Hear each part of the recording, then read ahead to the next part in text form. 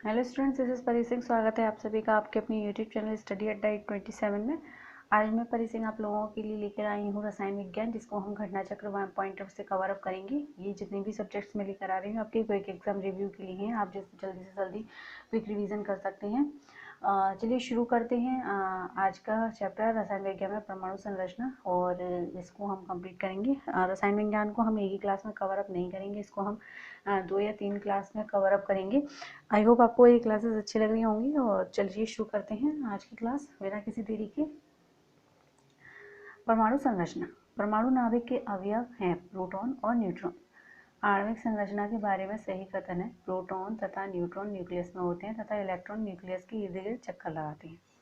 Electron, proton, neutron तथा photon में से वह जो अणु यानी एटम का भाग नहीं है फोटॉन। खनिज यौगिक, खनिज मिश्रण तथा प्राकृत तत्व में से एक ही प्रकार का परमाणु मिलता है। प्राकृत तत्व में परमाणुीय नाभिक खोजा था रदरफोर्ड ने। एटम में न्यूट्रॉन की खोज की थी चैडविक ने। न्यूट्रॉन, प्रोटॉन, ड्यूट्रॉन तथा इलेक्ट्रॉन में से एक अणु परमाणु कण नहीं है deuteron. Electron, positron, proton, neutron, photon, electron तथा न्यूट्रॉन या न्यूट्रियो में से एक कण प्रतिकण युग्म है। इलेक्ट्रॉन और पॉजिट्रॉन अल्फा कण के 2 आवेश होते हैं। इनका द्रव्यमान लगभग बराबर होता है हीलियम के एक परमाणु के नाभिक के बराबर। हीलियम के नाभिक में होते हैं 2 प्रोटॉन और 2 न्यूट्रॉन। अल्फा कण, बीटा कण तथा गामा किरण में से ऋणात्मक आवेश होता है बीटा कण में। आगे देखते हैं, इनको सुमेलित करना है। शून्य द्रव्यमान होता है न्यूट्रिनो का। आंशिक आवेश होता है क्वार्क। आंशिक प्रचक्रण होता है पॉजिट्रॉन। और जो पूर्णांक यानी इंटीग्रल स्पिन होता है फोनॉन का। परमाणु में कक्षों को भरने का क्रम नियंत्रित होता है अफबाउ के सिद्धांत द्वारा। रासायनिक तत्व के अणु के संदर्भ में चुंबकीय क्वांटम संख्या का संबंध है अभिविन्यास से। जिस तत्व के परमाणु में 2 प्रोटॉन, 2 न्यूट्रॉन, 2 इलेक्ट्रॉन होते हैं उस तत्व की द्रव्यमान संख्या होती है 4। परमाणु जिन प्रोटॉनों की संख्या समान परंतु न्यूट्रॉनों की संख्या भिन्न भिन्न रहती है उसे समस्थानिक कहते हैं। समस्थानिक होते हैं किसी एक ही तत्व के परमाणु जिनका परमाणु भार भिन्न होता है परंतु परमाणु क्रमांक समान होता है। ठीक है स्टूडेंट्स, आई होप आपको समझ में आ रहा होगा, इसलिए मैं थोड़ा धीरे धीरे बोल रही हूँ ताकि आप लोगों को समझ में आए। जल्दी जल्दी बोल दूंगी तो फिर आप लोग थोड़ा कंफ्यूज हो जाओगे और समझ में नहीं आएगी। लैंग्वेज भी समझ में आना ज़रूरी है। चलिए नेक्स्ट देखते हैं। किसी परमाणु नाभिक का आइसोटोप वह नाभिक है जिसमें प्रोटॉनों की संख्या वही होती है परंतु न्यूट्रॉनों की संख्या भिन्न होती है। सब न्यूट्रॉनिक समूह हैं C6, 14, 7 and 15, 5 और 16। रेडियो एक्टिविटी मापी जाती है गाइगर काउंटर से। रेडियो एक्टिविटी का आविष्कार बैक्यूरेल ने किया था। चलिए नेक्स्ट चैप्टर की ओर चलते हैं, जो कि हमारा है रासायनिक एवं भौतिक परिवर्तन, विलयन आदि। चलिए देखते हैं। भौतिक परिवर्तन का उदाहरण है पानी में चीनी का घुलना। जल का वाष्प में परिवर्तन कहलाता है भौतिक परिवर्तन। रासायनिक परिवर्तन का उदाहरण है सब्जियों को पकाने पर उसका मुलायम हो जाना। रासायनिक परिवर्तनों का उदाहरण है दूध का अस्कंदन। कथन दे रखा है उच्चतर तापमानों पर रासायनिक अभिक्रियाएं तीव्रतर हो जाती हैं। कारण, उच्चतर तापमानों पर आणविक गति और द्रुत हो जाती है। ए और आर दोनों सही हैं और ए और आर का सही स्पष्टीकरण कर रहा है। जल अपघटन में ऊर्जा उत्पन्न होती है ऊष्मा के रूप में। पाश्चराइजेशन एक प्रक्रिया है। दूध को पहले बहुत देर तक गर्म किया जाता है और एक निश्चित समय में अचानक ठंडा कर लिया जाता है। जो पैकेट्स के दूध आते हैं, हाँ, जैसे कि अमूल हुआ और मदर डेयरी और भी बहुत सारे पैकेट आते हैं, तो ये जो दूध आती हैं, जितने भी पैकेट्स आते हैं, ये सब पाश्चुरीकरण की जो पाश्चराइजेशन की क्रिया से गुजर कर आते हैं।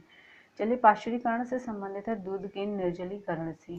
सही कथन है किसी जलीय विलयन का क्वथनांक शुद्ध जल के क्वथनांक से अधिक होता है। अशुद्धियों के कारण द्रव का क्वथनांक बढ़ जाता है।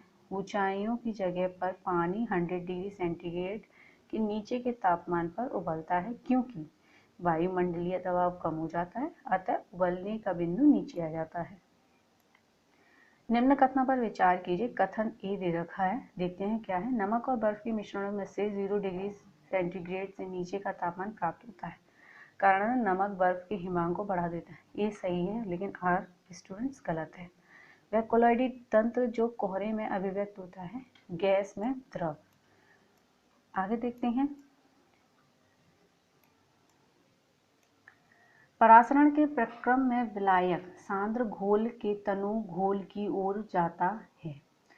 प्रतिलोम परासरण में तनु घोल पर वह दाव लगाया जाता है। इसमें ना तो एक सही है और ना ही दूसरा। ये जो है सही गलत क्वेश्चन से मैं आपको एक बार फिर से रिपीट कर देती हूँ। फर्स्ट देखिए, परासरण के प्रक्रम में विलायक सांद्र घोल से तनु घोल की ओर जाता है। सेकंड है, प्रतिलोम परासरण में तनु घोल पर वाह्य दाव लगाया जाता है। उपरोक्त कथनों में से कौन सा सही है? तो इन दोनों कथनों में से कोई भी सही नहीं है। क्रोमेटोग्राफी की तकनीक का प्रयोग होता है एक मिश्रण से पदार्थों को अलग अलग करने के रूप में। ठोस कपूर से कपूर वाष्प बनाने की विधि को हम ऊर्ध्वपातन कहते हैं। यहाँ ये उपचायांक दे रखे हैं और ये तत्व दे रखे हैं, इनको सम्मिलित करना है, सम्मिलित किए हुए हैं। जो उपचायांक 2 है वो CaO का Ca उपचायांक है। 3 जो है वो NaAiH4 का Ai का उपचायांक है और जो O है वो MnO2 में से Mn का उपचायांक है और H2SO4 में से S का उपचायांक क्या है? 6 है। अकार्बनिक रसायन देख लेते हैं।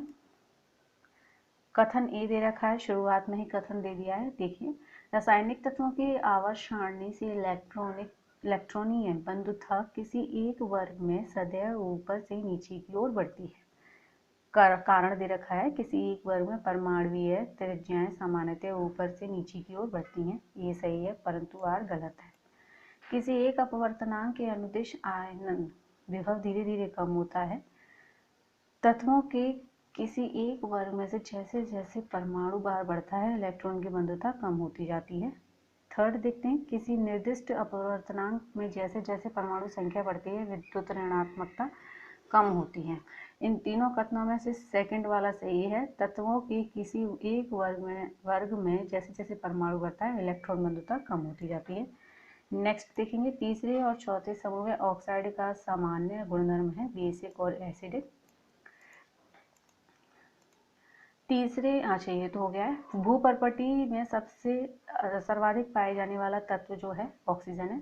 भूपर्पटी पर द्रव्यमान प्रतिशत के रूप में सर्वाधिक मात्रा पाया जाता है ऑक्सीजन है। ऑक्सीजन के बाद सबसे अधिक उपलब्ध मूल तत्व सिलिकॉन है। विश्व में सर्वाधिक पाए जाने वाला तत्व हाइड्रोजन है। पृथ्वी पर पाए जाते हैं 100 प्रकार के रासायनिक तत्व। रेत, हीरा, संगमरमर तथा शक्कर में से मूल तत्व हीरा है। हीरे की खनिजीय बनावट कार्बन है। तो स्टूडेंट्स, ये तो थे रसायन विज्ञान से हमारे कुछ क्वेश्चंस जो कि घटना चक्र पॉइंटर से थे। आई होप आपको ये क्वेश्चंस अच्छे लगे होंगे। ऐसे मैं सभी सब्जेक्ट्स के क्वेश्चंस को अपलोड करूँगी। सारे सब्जेक्ट्स के क्वेश्चंस को लेके आऊँगी जो कि आपके सभी एग्जाम्स के लिए यूज़फुल है और ख़ास करके तो लेखपाल के लिए तो बहुत ही ज़रूरी है, क्योंकि अभी इस समय लेखपाल का एग्ज़ाम भी आएगा। लॉकडाउन के बाद फॉर्म्स आएंगे और एग्ज़ाम भी आएगा। तो चलिए फिर मिलते हैं अगली क्लास में students. Thank you so much students, bye.